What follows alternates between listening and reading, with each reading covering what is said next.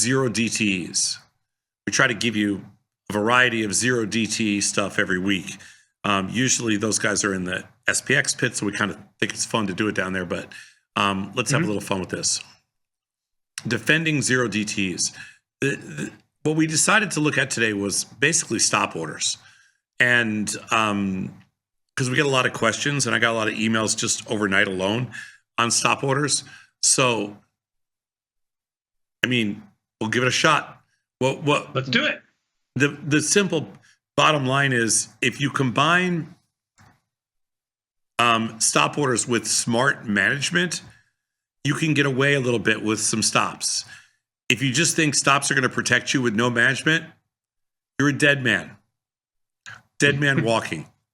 So using the stop order, it was originally looked at as you don't have to look at it anymore. Like that, you have a stop order, so your work is done, really. And what you're saying is your work really isn't done with a stop order.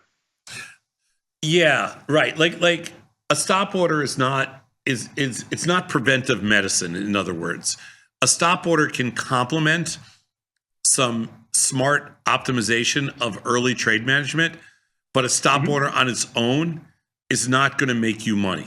All right, in the 0 days. Okay. So using cheap, far out of the money long options allows even smaller accounts the opportunity to sell zero DT premium. We have not done a lot of zero DT premium recently because, to be fair, the market's volatility is low. We just haven't done anything. We're at record highs. Yep. But when you buy long wings, they're more about buying power control than risk mitigation. So stop losses, which are standing orders to exit a trade at a certain market price, or you could do stop limit as well. If it turns too far against you, are a common, if unreliable, tool in the management mechanics. Stop orders were big, many moons ago. If you noticed on Tasty, I think Tony and I have talked about stop orders maybe one time a year for the last 14 years, and never once have we ever suggested to use one. So it is not part of what we do, period. Managing losers is sure to decrease our percentage of winning trades, but how does it affect our net profitability, and what stop loss levels have performed best for zero DT trades? These are the questions that a lot of people have. Let's go next slide. So we did a study when we looked at 50 delta straddles or 30 delta strangles at each market open. We explored the effect of the stop loss order ranging from 25 to 200% of the initial credit. So that means if you sell something for $1, you're stopping yourself out at $1.25 or $3, right? That's what that means. Yep.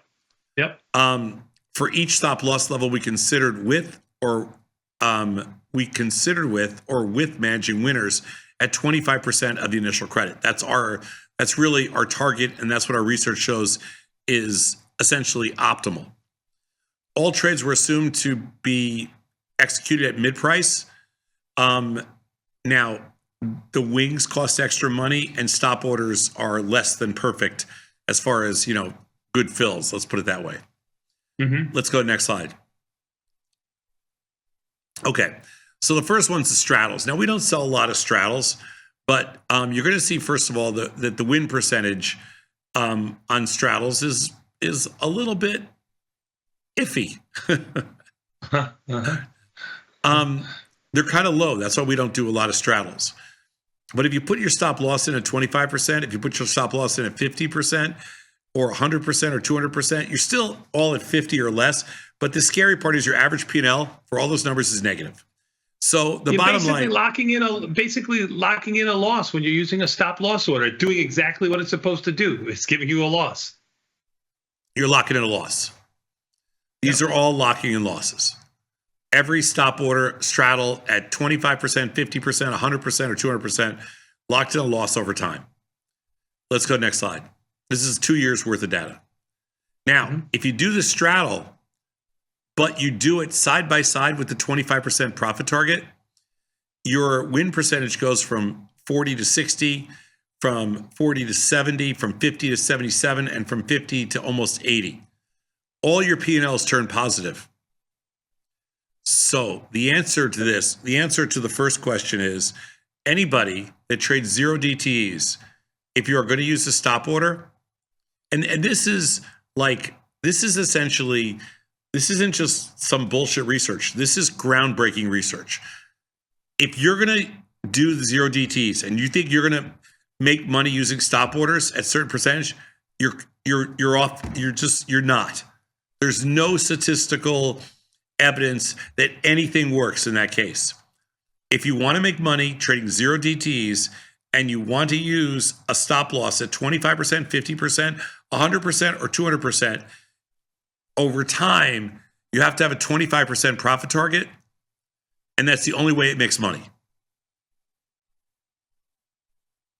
Okay, so you're saying I have to put in. You're not saying both orders, right?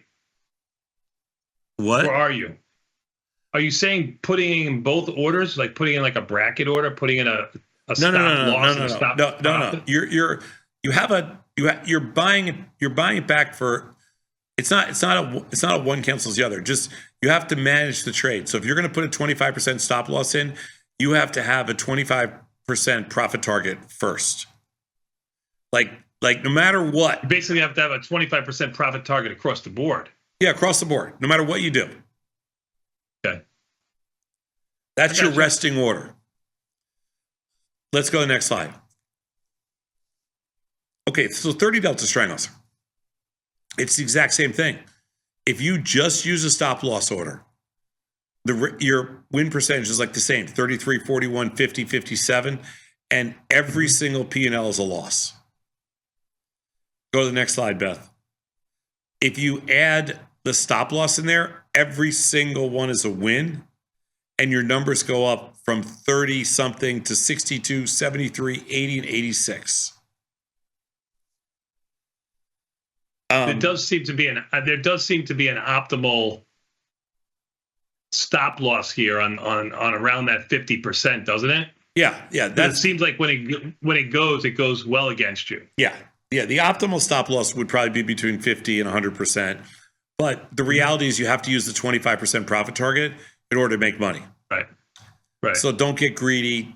Just if you put an order in the zeros, put your profit target at 25% or 20%, then you can put your mental stop or your stop in above that. Let's go to the next slide. Makes sense. I got it.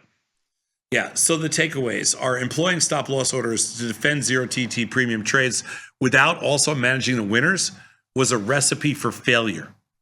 When coupled with rapidly taking winners, things got more interesting. As with profit targets, the zero DT option positions seem to benefit from tighter stop loss orders. That's what Tony said, around 50 to 100% rather than 200.